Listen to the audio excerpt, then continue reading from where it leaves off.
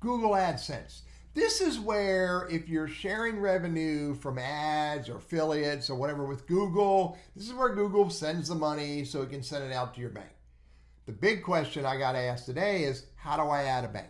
Let me show you how to do it. The way you do it is you come down here to Payment Info.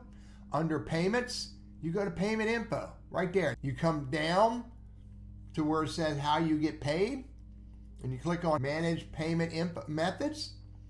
And under Payment Methods, you can add a payment method. When you add a payment method, you want to add a bank, you can see that you have the name of the account, the type of account, routing number, account number, set it as primary, yes or no, and then you can click on Continue to be able to continue this. So that it'll send a $1 test within 3 days, and then that test deposit is withdrawn. So make sure you see that. If you don't see that, I would encourage you to come back and check the routing number and account number to make sure there's not a mistake.